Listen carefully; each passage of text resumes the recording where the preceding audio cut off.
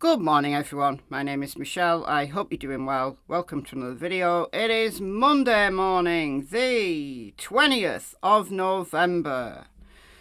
So I want to address some comments from yesterday's videos in the plural. And also I want to talk about a missing endangered person from Tennessee. So stay tuned for that. Alright, first, comments. Look, guys, I don't know about you, but I don't consider this title clickbait. Not in a bad way, anyway. Loads of people said, oh my God, I thought when I read the title that Richard Allen had died. And I can get how you would get that if you only saw the first few characters. When you've actually watched the video, though, you understand the content. Got it. Others just write clickbait, clickbait, clickbait, clickbait. Look, what's the definition of clickbait? Well, clickbait in its most simplest form is an attention-grabbing headline to get you to click. Surely everybody who makes YouTube videos wants their videos to be watched. Right, if people say, oh, I don't care about views, well, alright then, you might not if you're just making videos for yourself, so like a video diary, or for your family. I don't know why you'd make them public if you were, but you might do. But anybody who's making content to share, like to share with the world, obviously wants their videos to be watched. So an attention-grabbing headline is what is required. I mean, these titles here, these long titles that it cuts off the end, they're not good titles, according to YouTube. YouTube gives you 100 characters, including spaces, and including emojis, for a title. But it only displays the first, I don't know, 50 or 60, like in full. And YouTube tells you, I can't remember where I saw this, somewhere in the YouTube help, how to be a good YouTuber videos and things that they do sometimes, like you can get behind the scenes. You know, attention grabbing, keep it short, keep it simple. So these are not good titles. The descriptive titles, they're exactly what the video's about, but they're too long, too many characters. This one's a good title. This one is a good title. Richard Allen dies, justice dies. It's that simple. And it's absolutely the case. Richard Allen dies, justice dies. Now, I could make it longer. I could put, if Richard Allen dies, then justice also dies along with him. I could do that. Let's even see whether YouTube will let me do it. If Richard Allen dies, then justice also dies along with him.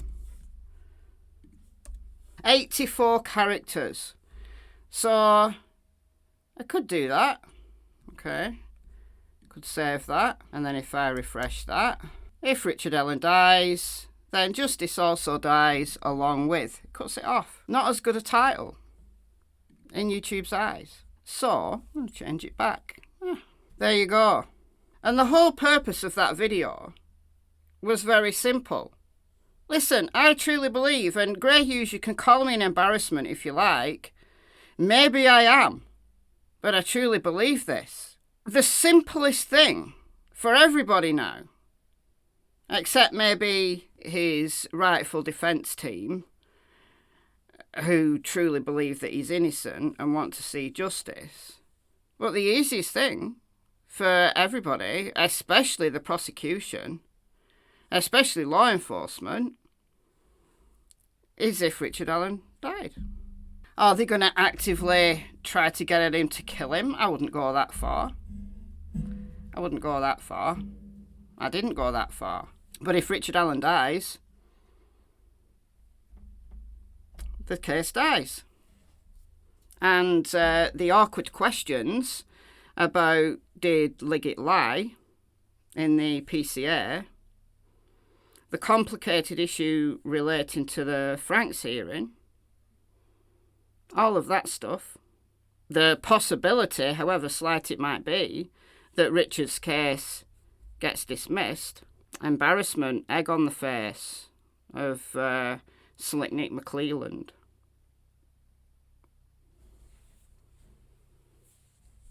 That's all I'm saying. All right, that's all I'm saying. So what is the definition of bad clickbait? By its definition alone, clickbait is not inherently bad, an attention-grabbing headline to get you to click, to get you to watch, to get you to listen to the message. However, it's used for bad purposes. Good clickbait is a pair of engaging headline and provocative thumbnail that leads users to the expected content. Bad clickbait tempts users to click without delivering the promise of the headline and image. Okay, I rest my case there. However, over on my other channel, Michelle Walks, did a couple of videos yesterday. Alright, if you're not subscribed to Michelle Walks, which is my second channel, go over there and subscribe. Why not? If you like MichelleAfterDark, you'll also like Michelle Walks. I cover a bunch of interesting topics. I've got disturbing UK crimes. I've got my Where Is series, Crime Stories Sunday, Cold Case Christmas, which is coming back this year. Coming back this year for the period of Advent. Okay, I've got my list. If you watched my members live the other day, you'll know what they all are. This, in my opinion, is clickbait. I am the villainous true crime. If you just look at the headline, you go away and you don't click the video, you just go away thinking that I'm the villainous true crime. But if you click the video, then you'll realise that it's me taking the piss out of someone who thought that I was the villainous true crime. Their head must have blown a gasket if they saw that video and they realised that me and Navilis were once on a panel together. I mean, that must have like been all like their worlds colliding. Like the universe imploded. Anyway, Ed Gein. Go and watch that if you want some true horror in your life. Alright, let's get serious here. I want to talk about Hollynn Snapp. This is from the private investigator SF Investigates, who has been assisting Layla Santinello's family. Layla Santinello, now 21, was 20 when she disappeared, has been gone since the 27th of June, and that case is out of Kingsport, Tennessee. And then in October, another woman, also very small in stature and the age of only 19, also disappeared from Kingsport, Tennessee, which led both Layla's and Hollynn's families to speculate on whether the cases were connected. Two women go missing last seen in Kingsport. They're both under 5 foot high and they're both the same age. Layla was 20, Hollynn was 19, and they may move in the same circles. So SF Investigates went on to also investigate Hollynn's disappearance as well as Layla's. He said the other day in a post that after investigation he didn't believe that Layla's and Hollynn's cases were connected. Obviously, that both of these cases are open and active, so I can't say why. But this is his latest post from a few hours ago. Critical endangered missing person Hollynn Snapp may be victim of foul play. We're getting a clearer picture about Hollynn's disappearance, but we still need anyone with information to contact us 24/7. Please retweet and help us spread awareness. So she was last seen on October 15th on Bell Ridge Road in Kingsport. She's actually from a few miles south. I think it's about 30 miles south, but she was last seen in Kingsport. 19, 4'8", 90 pounds. Now the height and the weight have varied a little bit, but basically, she's tiny. She could easily be mistaken for a younger child. Brown hair, hazel eyes, potential foul play victim. If you have information about Hollynn's whereabouts or who she might be with, please contact investigators immediately at the numbers below. Private investigator Steve Fisher, 877-619-9890, or the detective Anthony Stevens, 432-279-7330. She is a vulnerable person. Her adoptive mother and her previous stepmother have both spoken out, and Hollynn is very trusting, and that concerns me a lot. With her looking very childlike, it really concerns me a lot. So where is Hollynn? All information needed. If you have a credible lead, anything at all, a tip, have you seen her? Do you know who she might have been with in the days before her disappearance? Contact either Steve or the detective, or of course you can do 1-800-TBI-FIND for the Tennessee Bureau of Investigation.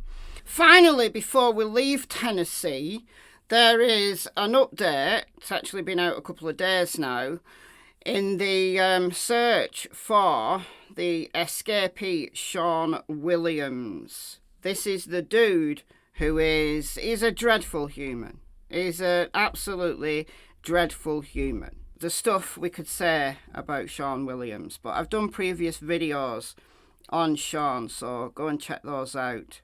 So the FBI and the others actively searching for escapee Sean Williams believe he has been sighted in Silver, North Carolina.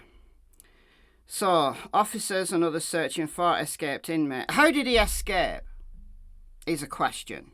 A whole question. It's a whole thing, right? But accused child artist who was seen at a shopping centre in Silver Friday morning. The FBI's Charlotte, North Carolina office posted on social media at 3:13 p.m. that an eyewitness saw Sean Christopher Williams around 11:30 that morning in the Jackson Plaza shopping area. If you see him, call 828-631-HELP or 4357. According to news release from FBI's Knoxville, the FBI is currently searching for Williams, along with the Jackson County, North Carolina Sheriff's Office and other law enforcement agencies. A command post was set up in the parking lot of that shopping centre, but it was disbanded around 5:30. News Channel 11 reached a Jackson County, North Carolina 911 dispatcher who said at 11:22 a.m. Friday, a caller contacted them to say they thought they'd spotted Williams inside the city limits. Dispatchers routed that information to the Silver Police Department. Williams is familiar with the area and should be considered dangerous. The FBI news release says law enforcement is asking the community of Silver, North Carolina, to be vigilant and aware of their surroundings. Williams' hair has grown out more than in the photo being circulated by the FBI. Williams, who had just turned 52, is 5'11", 170 pounds, with brown hair and hazel eyes. Several photos of Williams include tattoos on his left middle finger and left arm are in this FBI link. The release warns homeowners in the area to secure outbuildings and other property if they can do so safely. Silver is a town in Jackson County not far from CHORLEY. Williams was arrested in April 2023 in CHORLEY after being wanted for nearly 2 years on felony ammunition charges.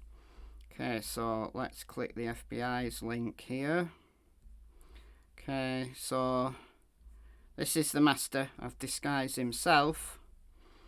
So his hair has maybe grown out a little since then. Those are his tattoos. If you see him, call 911. This dude is dangerous. Alright guys, that's all I've got for you for right now. I'll see you though, watching you in the next video. Bye guys.